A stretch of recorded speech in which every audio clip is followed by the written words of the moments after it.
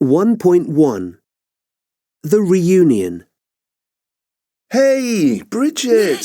Hey, how was your school reunion? Wasn't that last weekend? Yeah, it was good. Well, it was okay.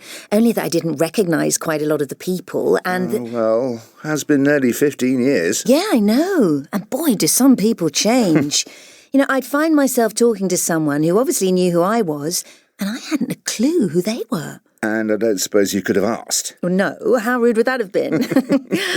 But I did recognise Judith. The dreaded, jolly Judith. She hasn't changed at all, unfortunately. I tried to avoid her, but she sought me out. So? So I'm like, hello, Judith, how are you? Big mistake, because then, of course, I get it from her. Every detail of the last 15 years. Her ups and downs, her 2 failed marriages. No surprise there. Her fabulous third husband, the operation on her sinuses, the time she was made redundant, etc., etc. Go on, quiz me about Judith. I could write her biography. I bet you promised to keep in touch, though. Well, you have to, don't you? You hypocrite. But I managed to get away before giving my email address or mobile number. Oh, well done. Yeah. Hey, did you get the group photo I texted? Yeah, I did, but I could only identify you. Oh, and Brendan. He looked good. Tall, handsome as ever, but a bit weary. You all look pretty fed up, to be honest. Well, that's because we got the poor waiter to take our picture, and everyone kept giving him their phone or camera. And by the time it got to mine, well, we were all looking a bit glum. Doesn't sound like a great success, this reunion. It was fine, really. I mean, most people were lovely, but... Do you know the worst thing? No, what? Well, when I got to the station to catch the train home, who came gushing up to me on the platform? Oh, how lovely! We can travel back together. Oh, no, not Judith. Yeah, you got it in one. And after I'd spent an age saying a polite goodbye to her. I couldn't believe it. 1.2 He really fancies himself. He thinks all women fall for his charm. 2 Honestly, just listen to yourself. You never stop moaning. 3 Don't put yourself down. Believe in yourself. 4 Look after yourself. You've been looking a bit peaky recently. 5 I could kick myself. I didn't get her phone number. 6 Think for yourself. You don't have to agree with everything he says. 7 Please yourself. You never listen to my advice anyway. 8 Just be yourself. Don't try to appear to be something that you're not. 9 Think of yourself sometimes. You're always putting others first. 10 Don't flatter yourself. You didn't win because you're the best. Your opponent was rubbish. 1.3 Expressions with reflexives. 1 You look fabulous in it. It's perfect for you. I know, but look at the price. Go on, treat yourself. Oh, but... Don't but me. Tell yourself that you deserve it. OK, then. I'll get it. 2 You've got to get over it. Move on in your life. I can't. I think she's starting to realise she's made a big mistake. Stop deluding yourself. It's over. I don't know. Maybe I'll just give her a call. Believe me, you're only making a fool of yourself. 3 How's it going? It's a challenge. A real challenge. I'm up planning lessons until midnight most nights. You must be exhausted. You're going to have to learn to pace yourself or you'll be ill. I can't. I gave up the prospect of a good job in banking to do this, and I don't want to let myself or the kids down. Yes, but it's not worth killing yourself. You won't be any use to anyone. 4, Why did you do it? Oh, believe me, I keep asking myself the same question. You knew you'd never be able to pay it back. Now you've got yourself into a right mess. I know, and I've only got myself to blame. What now? I suppose it'll have to be the bank of Mum and Dad. 1.4 The 7 Ages of Man by William Shakespeare. All the world's a stage, and all the men and women merely players. They have their exits and their entrances, and one man in his time plays many parts, his acts being 7 ages. At first, the infant, mewling and puking in the nurse's arms. Then, the whining schoolboy, with his satchel and shining morning face, creeping like snail unwillingly to school. And then the lover, sighing like furnace, with a woeful ballad made to his mistress's eyebrow. Then a soldier, full of strange oaths and bearded like the pard, jealous in honour, sudden and quick in quarrel, seeking the bubble reputation even in the cannon's mouth. And then the justice, in fair round belly with good capon lined, with eye severe and beard of formal cut, full of wise saws and modern instances, and so he plays his part. The 6th age shifts into the lean and slippered pantaloon, with spectacles on nose and pouch on side. His youthful hose well saved a world too wide for his shrunk shank, and his big manly voice turning again towards childish treble, pipes and whistles in his sound. Last scene of all, that ends this strange eventful history, is second childishness and mere oblivion, sans teeth, sans eyes, sans taste, sans everything. 1.5 How old are they? 1, When I'm asked what I do for a living, I often hesitate a moment before answering because I'm never sure how people will react these days. Some just think we're fat cats who make fast, easy money like gamblers. But it's not like that.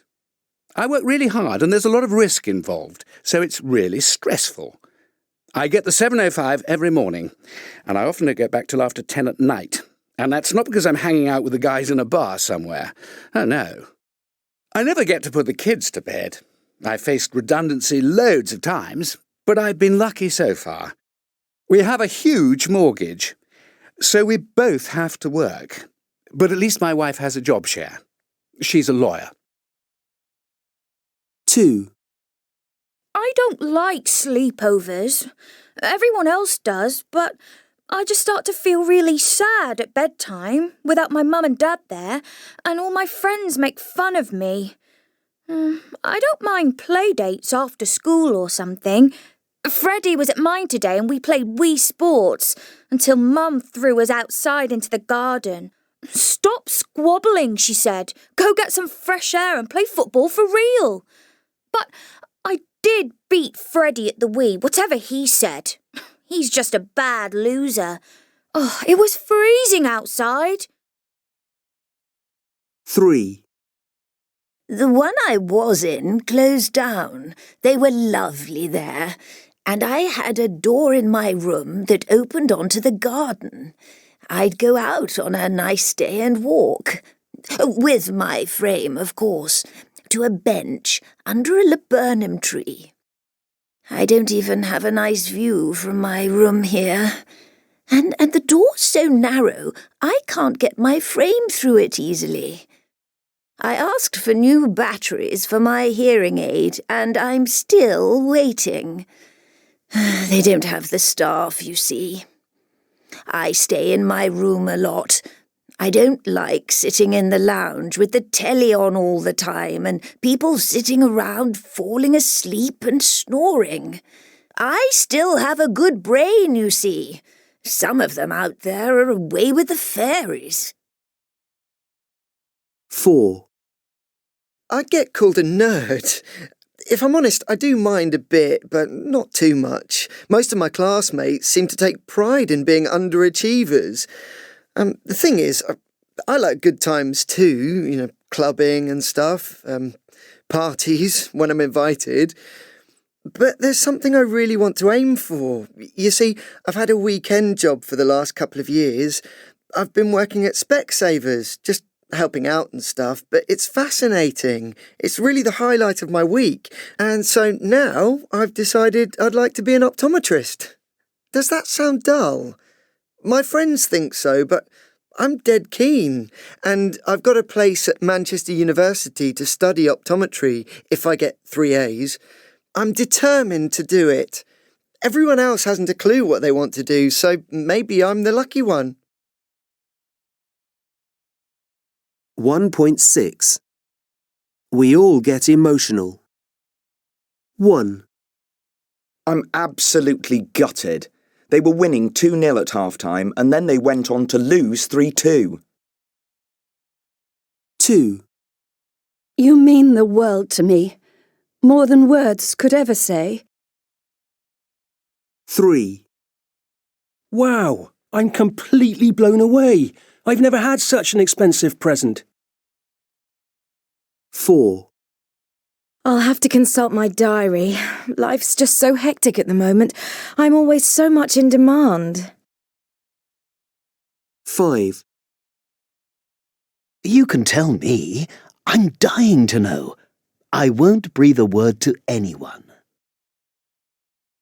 6. I totally lost it with that poor guy, but it was the 6th call today. How do they get our numbers? 7. Oh yeah, so you run the company now after just a week in the job. Pull the other one. 8. Thank God you're here. When we couldn't get through to you, we thought you'd had an accident. 9. He came in the top 2% in the country, so his father and I are thrilled to bits. 10. It was nothing. Really, nothing. Anybody would have done the same. 11. Well, I think you did very well to come third. Keep up the good work and you'll win next time. 12. Oh, come on now, don't make such a fuss. You'll be fine. It's only a graze, hardly bleeding at all. 13. I'm out of here right now. I don't like the look of that lot on the corner. 14. What do you mean I'm a couch potato? I go to the gym twice a week. 15. Could you not keep getting at me in front of our friends? It looks so awful. 1.7. Look at that. 1. Oh, look at that! 2. Oh, look at that.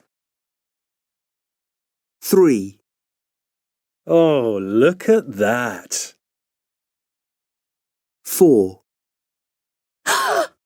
Look at that! 5. Oh, look at that. 6. Oh, look at that. 7. Oh, look at that.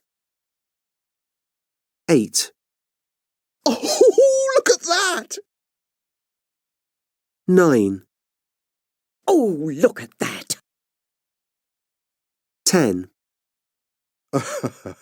Look at that.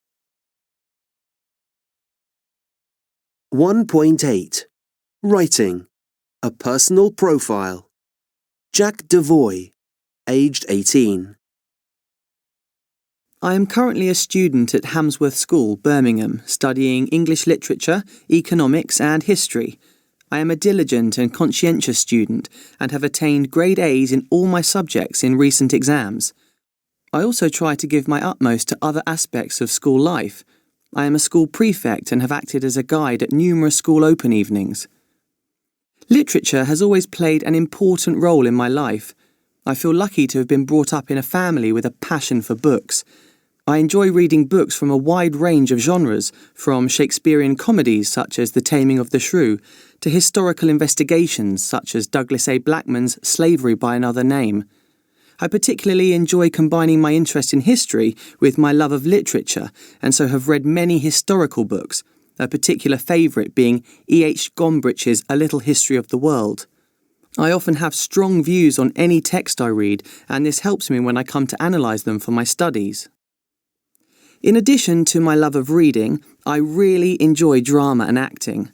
This year, in my role as prefect, I ran the Inter-House Drama Competition, where I directed younger students in a short comedy play, Melons at the Parsonage.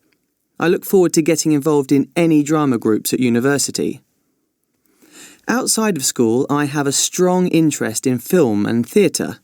I have seen numerous interesting plays, including The 39 Steps and Warhorse, and I follow the blog of respected film critic Mark Commode, which has given me an insight into the film industry. I would really like to combine my interest in film and theatre with my study of English. Alongside my studies, I feel I could contribute a great deal to university life generally. I am a keen sportsman, and I have represented my school in football, cricket, basketball and athletics. Playing in numerous sports teams has taught me the importance of good teamwork and strong leadership. I would love to continue playing a variety of sports at university. Looking ahead, I would really like to go into a career in the media, either in television and film or journalism. As I have mentioned, I tend to have a strong view on most texts I read, so could envisage myself becoming a literary or film critic. I know that a degree in English literature would be the springboard to success in these fields.